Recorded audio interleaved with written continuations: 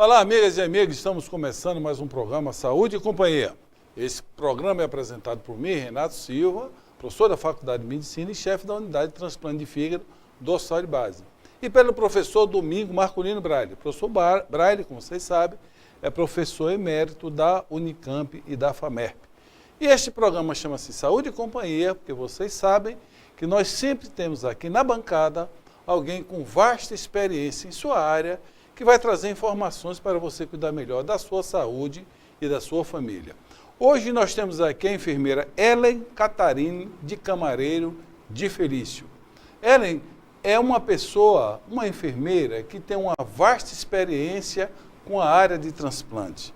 A unidade de transplante e a equipe de transplante, ela é multidisciplinar, interdisciplinar e ela é vital que tenha pessoas de várias áreas do conhecimento, como fisioterapia, psicologia, nutrição e a enfermagem.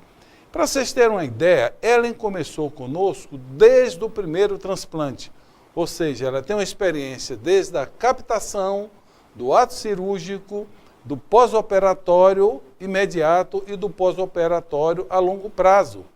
E eu gostaria de deixar registrado aqui que ela é uma pessoa fundamental em nossa equipe.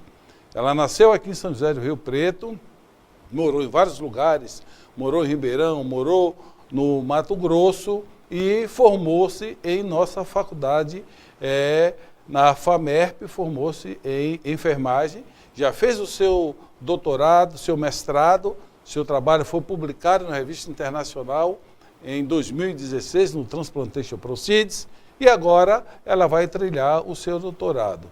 Ellen, sua família é uma família tradicionalmente voltada para a saúde?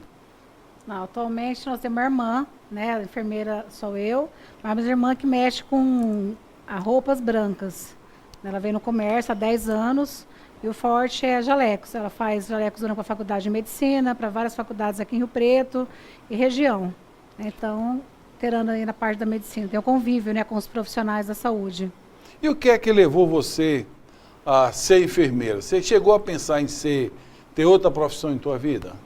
Sim, na grande realidade, eu queria trabalhar com computadores, né, análise de dados, eu prestei e entrei em matemática no IBILSE, na Unesp.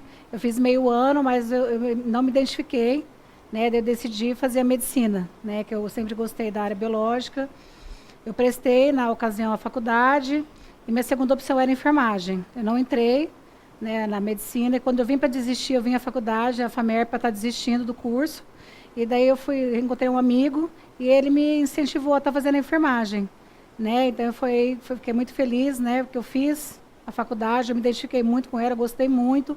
E ao longo desses anos eu não quis mais fazer medicina, porque eu acho que eu estava na profissão certa. Eu poderia colaborar de várias maneiras assim, com os pacientes, com a área da saúde. Muito bom, isso é fundamental. Agora onde é que você fez tua graduação?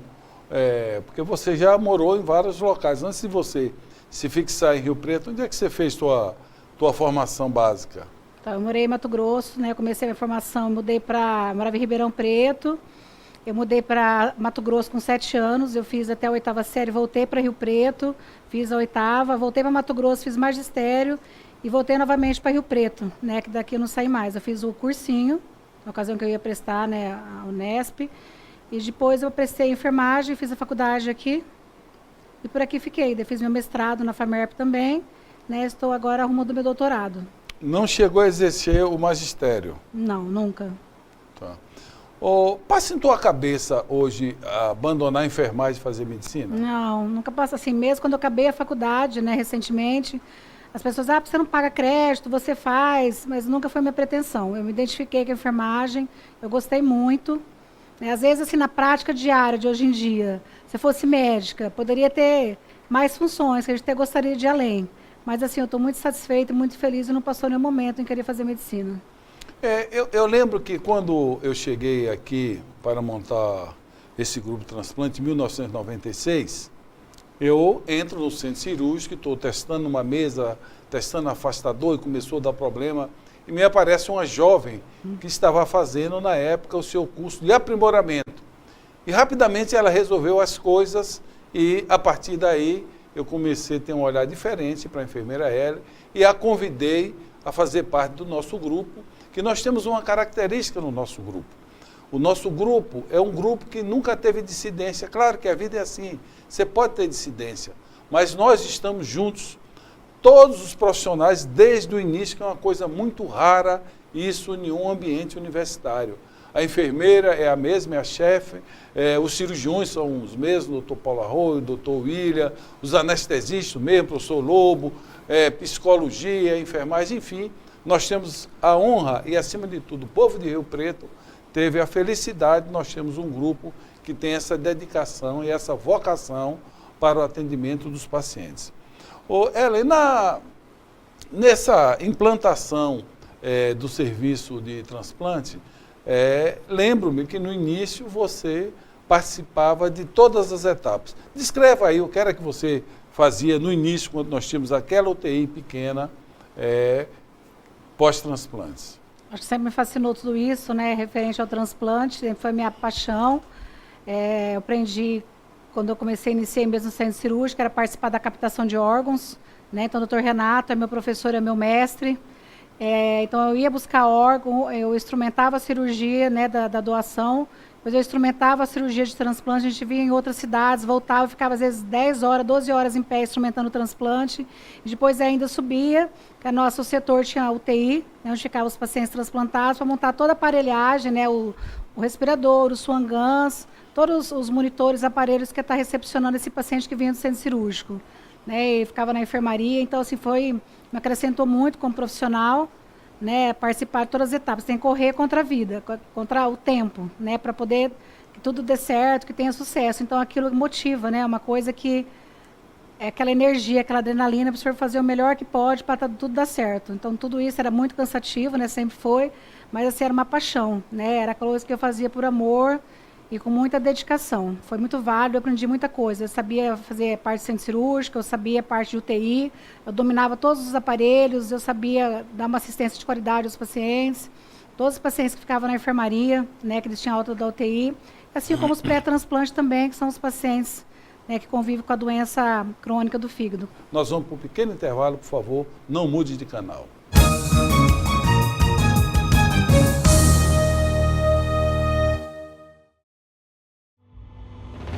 Respeito ao ser humano, credibilidade, ética, transparência e atendimento humanizado. Esses são valores que fazem da Unimed São José do Rio Preto uma empresa modelo no mercado de planos de saúde no país.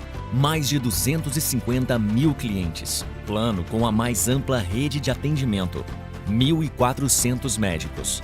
Primeira cooperativa do sistema Unimed a conquistar o selo de acreditação em qualidade concedido pela ANS e atualmente reacreditada com nota máxima. Uma das 150 melhores empresas para se trabalhar. Pronto atendimento adulto e infantil. Unidade de vacinação. Farmácia. Central de quimioterapia. Centro de infusão. Unimed Lar, Clínica Lar, Medicina Preventiva, Núcleo de Atendimento Multidisciplinar e Central de Vendas com escritórios em Rio Preto, Jales, Olímpia e Mirassol. Tudo em um ambiente que conta com total sustentabilidade social e ambiental. A vida é feita de planos e o nosso é sempre estar ao seu lado. Cuidar de você. Esse é o plano. Unimed São José do Rio Preto.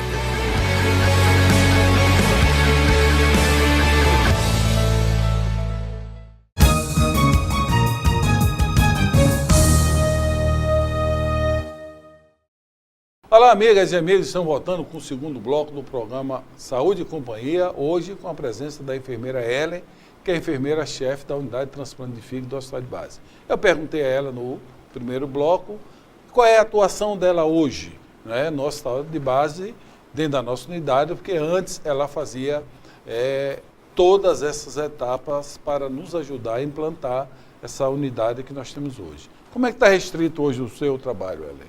Atualmente, né, eu atuo na parte administrativa, né? Eu faço toda a parte de transplante, tem a parte de faturamento, parte que a gente alimenta os sites, né, da Secretaria de Saúde.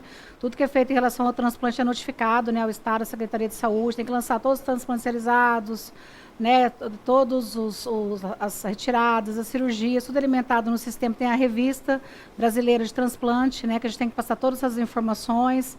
Atuo também na unidade de internação, né, eu acompanho todos os pacientes que estão fazendo protocolo para o transplante de fígado, né, e os pacientes pós-operatório. Né, todas as informações referentes ao tratamento, né, a adesão, que é fundamental para o sucesso do transplante, é a adesão. A gente trabalha com orientação de imunossupressões, de imunossupressão, cuidado com ferida operatória, orientações gerais para que esse paciente ele crie habilidade, né, para poder saber como se cuidar, né, para que o transplante realmente dê sucesso.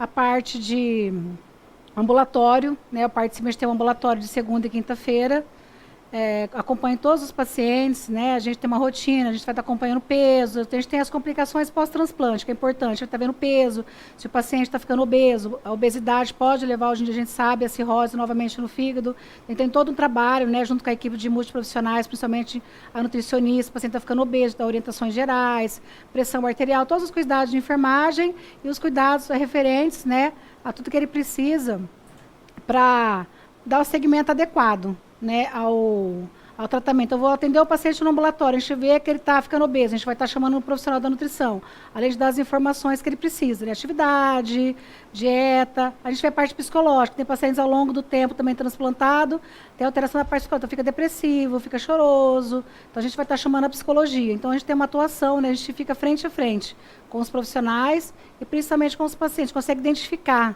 né, talvez o que eles apresentem, de que a gente fala que pode estar prejudicando, né, nesse sucesso ao longo do acompanhamento no transplante. Isso que ela está falando, ou seja, o doente passa por ela, faz uma consulta também com ela. Agora, Hélio, você falou em protocolo. Explica aí o que é proporção, o que é esse protocolo que a gente faz e depois nos reunimos às sextas-feiras. Então, todos os pacientes, né, para ser submetido ao transplante, ele tem que ser avaliado como um todo, né? Então, o que significa protocolo? A gente tem a fase 1, 2 e 3. Então, os pacientes vão ser submetidos a exames laboratoriais e exames de imagem. Então, por exemplo, você vai fazer um ultrassom de abdômen, que é da barriga, ele tem que fazer um ecocardiograma para ver se o coração está bom.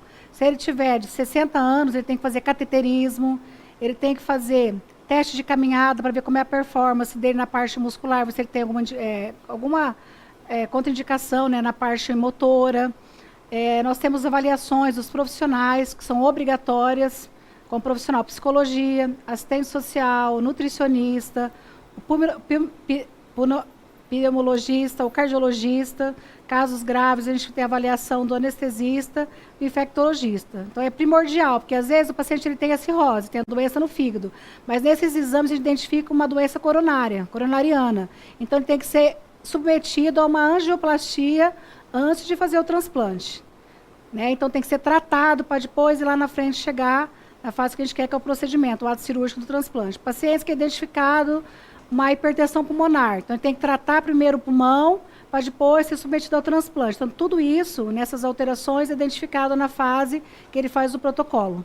Às vezes ele vai ver um nódulo no fígado, ele faz um ultrassom. Ele vem no acompanhamento, não apareceu nenhum nódulo. Nessa internação, a gente faz um ultrassom e ele vai ter um nódulo no fígado, tem que ser investigado. Então, é fundamental. Nenhum paciente vai para o transplante sem passar por essa série de exames, né, laboratoriais, de imagem e avaliação dos profissionais. Então, resumidamente, é isso, é o protocolo que nós apresentamos toda sexta-feira com toda a equipe interdisciplinar, ver se tem alguma contraindicação ou não para o transplante. Depois nós reunimos, né, os pacientes para estar conversando com a equipe médica, eles vão ser com os familiares ser abordados. Vai ser esclarecido, né, se ele vai estar apto para fazer o transplante ou não, e se ele estiver apto, ele vai estar assinando um termo de consentimento, ele vai entrar na fila de transplante, assinar o termo de consentimento, e a qualquer momento ele pode ser transplantado. Ele vai começar a participar da fase que é a espera de um órgão. Ele está na fila de transplante aguardando a qualquer momento ser transplantado.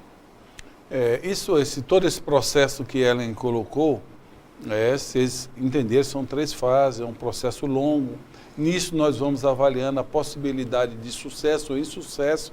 Todos esses pacientes, nesse momento que ela falou, nós nos reunimos desde a fundação da unidade, já são 22 anos, todas as sextas-feiras, das 12 às 14 horas, discutindo detalhes por detalhes desse paciente, e depois nós damos a ele a possibilidade de transplantar, e ele assina um documento qual é a chance real que ele tem de morrer com o procedimento. Então é uma coisa bastante clara. E todos esses profissionais da enfermagem, da psicologia, fisioterapia, etc., eles participam ativamente da decisão de transplantar ou não um paciente. Por exemplo, o paciente que ele teve a cirrose por álcool, na lei brasileira ele só pode ser transplantado 6 meses depois da abstenção, ou seja, 6 meses depois que parou de beber. Mas é fundamental também que o psicólogo, a psicologia, o grupo da psicologia da unidade, identifique se essa pessoa também tem uma chance grande de recidivismo. Se a psicologia identificar isso, essa pessoa provavelmente não será transplantada, porque o risco dela voltar e ser novamente um etilista é muito grande, e o órgão é um presente da comunidade, é um custo muito grande da saúde pública, e nós precisamos deixar o paciente e a sociedade, o papel nosso é devolver essa pessoa para a sociedade de uma forma produtiva e não continuar voltar a beber. Ô Ellen, dentro dessa experiência sua, desse tempo já que você tem com transplante, tem outra atuação sua junto com os colegas nossos da clínica do grupo, que é também na atuação de um tratamento das hepatites, não é? Sim, nós fazemos ambulatório, né, de toda quarta-feira, ambulatório de tratamento da hepatite C. Né? Todos os pacientes são submetidos a transplante de fígado pelo vírus da hepatite C. Eles, se não fizeram o tratamento prévio, né, tem um seu encaminhado já tratado, a gente fala que tem uma RVS, que é uma resposta virológica sustentada, e após o transplante é marco zero. Todos aqueles que não trataram vão ser tratados. Atualmente tem medicações novas, né, são várias terapias, mas a mais comum que a gente tem utilizado nos tratamentos é o sofosbuvir da Clatazvir, associado com a ribavirina. Né, a gente tem assim 100%, né, de resposta mantida de tratamento, né, pós-transplante desses pacientes. E é muito bom, né, a gente convive com eles na prática, falar, o senhor está tratado. Né, então a gente realiza toda quarta-feira. E o problema atualmente dessas medicações está demorando muito tempo, né? A gente está fazendo um processo por esses pacientes, está demorando em torno de quase de 1 ano para eles estarem recebendo a medicação. Mas assim, é importante estar acompanhando o marco zero. A data que ele fez transplante, a gente monitoriza, né? Quando vai ser a fase que ele vai estar iniciando esse tratamento do vírus C, sempre após 6 meses. Bem, nós vamos fazer um pequeno intervalo. No próximo bloco nós vamos falar do trabalho que a enfermeira Ellen publicou no Transplantation Proceeds em 2016, que foi um olhar para o nosso grupo, para que a gente continue melhorando e oferecendo o que é mais importante, um bom atendimento aos nossos pacientes. Por favor, não mude de canal.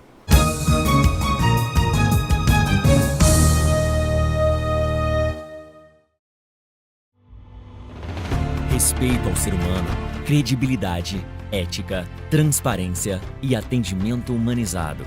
Esses são valores que fazem da Unimed São José do Rio Preto uma empresa modelo no mercado de planos de saúde no país. Mais de 250 mil clientes. Plano com a mais ampla rede de atendimento. 1.400 médicos. Primeira cooperativa do sistema Unimed a conquistar o selo de acreditação em qualidade concedido pela ANS e atualmente reacreditada com nota máxima. Uma das 150 melhores empresas para se trabalhar. Pronto atendimento adulto e infantil. Unidade de vacinação. Farmácia. Central de quimioterapia. Centro de infusão. Unimed Lar. Clínica Lar. Medicina preventiva. Núcleo de atendimento multidisciplinar. E central de vendas com escritórios em Rio Preto, Jales, Olímpia e Mirassol. Tudo em um ambiente que conta com total sustentabilidade social e ambiental. A vida é feita de planos e o nosso é sempre estar ao seu lado. Cuidar de você. Esse é o plano. Unimed São José do Rio Preto.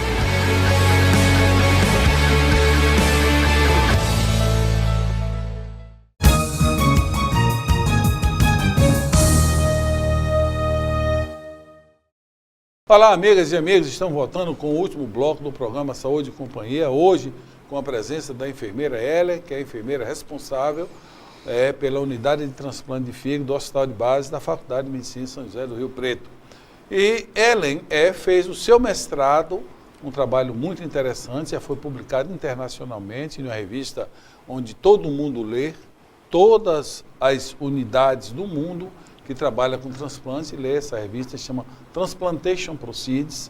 E, Ellen, o que foi realmente a importância do seu trabalho? Eu fiz meu trabalho, como na prática diária, a gente convive, né, em todas as fases do transplante, o pré, o intra e pós. Então, eu quis saber como que estava, né, as informações, fiz um levantamento, se essas informações que os profissionais da saúde passam aos pacientes e aos seus familiares eram suficientes ou não. Qual a visão deles referente a as informações fornecidas aos mesmos. Daí eu dividi meu trabalho em 4 grupos, né, que foram 50 pacientes transplantados, 50 pacientes em fila de transplante, fila de espera, 50 acompanhantes e os profissionais da saúde. São temas, né, de um modo geral, desde definição da doença, o tratamento, as medicações que eles tomavam no pré-transplante, atividades, daí o pré-operatório, se eles sabiam informações do pré-operatório, o que ocorria no momento que era chamado para o transplante, o intraoperatório e todo o pós-operatório, né, as complicações mais comuns, sobre as medicações imunossupressoras. Então, nós já abordamos vários tópicos. Daí nós identificamos o quê? Que essas informações são consideradas pelos 3 grupos, né, como são insuficientes. Daí nós discutimos o quê? Em relação aos acompanhantes. 100% dos acompanhantes falaram que as informações são insuficientes. Nós concluímos que, por mais que você forneça informações, elas vão ser suficientes, porque eles querem saber muito mais. E até na ocasião, no final do meu doutorado, foi criar um manual de orientações. Né? Então, assim, são muitas informações, do meu mestrado, desculpa, são muitas informações, e você fala, não tem isso por escrito para ele ler. Nem todo mundo atende uma população carente, o nível de escolaridade é muito baixo. Tem acesso à internet, né? Tem pessoas que podem estar esclarecendo sobre todo esse processo que envolve a doença crônica. Então, todos acharam que eram insuficientes. Os pacientes de lista de espera, eles também gostariam de mais informações, né, referente ao pré-operatório imediato, em relação à anestesia, cirurgia e as medicações imunossupressoras. E os pacientes transplantados, eles acharam que deveria ter tido mais informações também em relação à definição da doença, ao intraoperatório e complicações pós-transplante. E os profissionais da saúde, né, eles acham que as informações são suficientes aos pacientes. E tinha uma pergunta aqui, acho que foi uma chave, foi muito importante, que era se eles queriam que as informações elas fossem por escrito, fossem só escritas, somente verbais, ou ambas. Né? Como eles gostariam que essas informações chegassem. A grande maioria foi 100%. Né? Tanto os profissionais da saúde consideram importante que fossem por escrita e verbal. Né, que a gente poderia estar conversando, passando, depois teria um manualzinho, né, ou um folheto, que fosse sucinto, uma linguajar simples, mas que ele pudesse ler as informações referentes a todo o processo que envolve o transplante. E, motivado a isso, aos resultados, eu criei um manual de orientações a candidato a transplante, que insere desde a fase do pré-operatório, a parte de lista, intraoperatório e o pós-operatório, que é um manual, né, que está sendo preparado, né, para estar colocando no uso diário. Olha, a importância desse estudo. Esses doentes, a maioria nós atendemos inúmeras vezes antes. Esses doentes às vezes passam 1, 2 semanas internados fazendo avaliações. E depois nós temos uma reunião que nós chamamos, depois dessa reunião que a enfermeira ela explicou, dia de sexta-feira, nós chamamos a família toda, sentamos e ficamos 1 hora aproximadamente, explicando para a família e para o paciente, principalmente, detalhes por detalhe da cirurgia, onde pode haver mais complicações, qual a chance que essa pessoa tem de morrer ou viver. Claro que quando você fala em morte, isso é um choque para o paciente e para a sua família. E aí, com certeza, embota um pouco dessas informações. Por mais informações que você passe para o doente, foi identificado na nossa unidade que o paciente ainda precisa ter muito mais informações. E isto, o trabalho dela foi fundamental. Nós estamos já finalizando esse manual para que a pessoa leve para casa também, estude, porque não é só transplantar. Transplantar e ficar vivo por muitos e muitos anos. Nós temos pacientes com mais de 20 anos de sobrevida. E essa sobrevida vai depender do trabalho da enfermagem, do trabalho do médico nesse acompanhamento. E de quanto em quanto tempo esses doentes devem voltar para o ambulatório, Ellen?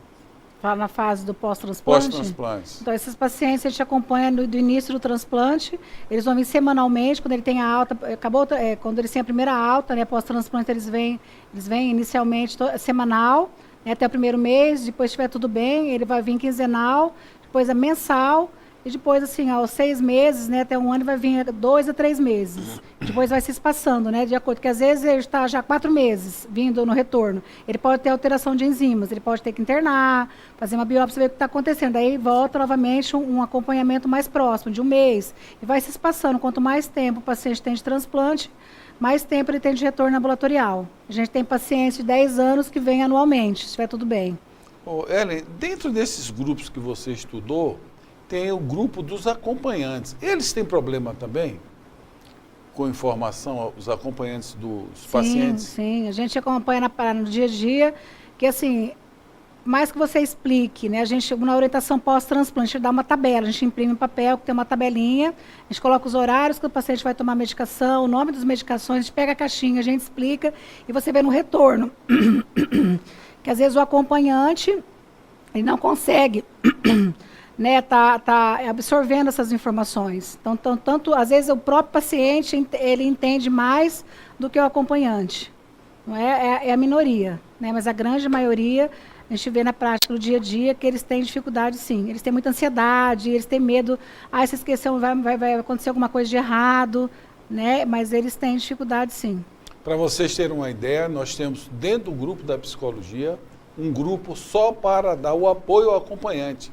Porque esses doentes, eles ficam em acompanhamento pré-transplante, às vezes 1 ano, 2 anos, 3 anos. São pessoas que às vezes não conseguem raciocinar, tem uma complicação chamada encefalopatia e precisa de realmente cuidador.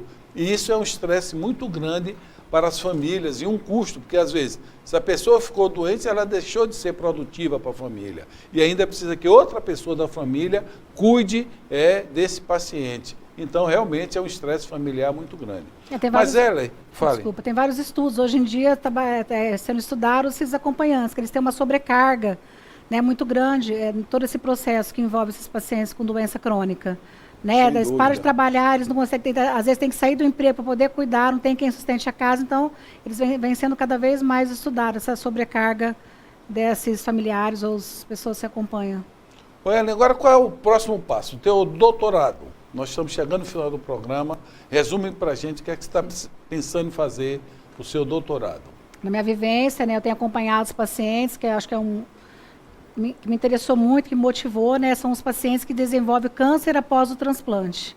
Né, a gente vê que isso, a gente vê na literatura, que é de 3% a 15%, né, geral que desenvolve os cânceres. Então, me motivou a estar estudando todos os pacientes transplantados, né, quais são os cânceres que foram aparecendo com o passar dos anos. A gente vê que o câncer mais comum é o câncer de pele, né, e associado com câncer de orofaringe, câncer de vulva, câncer de colo, o câncer anal, estômago, de próstata, né, ou tem o pulmão, o renal, de próstata, de mama, que seria o último.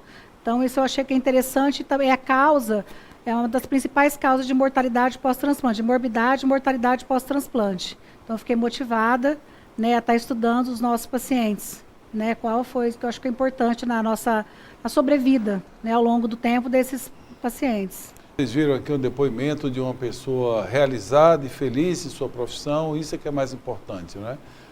Que é a possibilidade de todo dia você, pelo menos, tentar ajudar alguém. E isto, somos todos nós que trabalhamos na área de saúde, temos essa volta para o outro, como a enfermeira falou. Obrigado a todos, paz e saúde, até a próxima semana.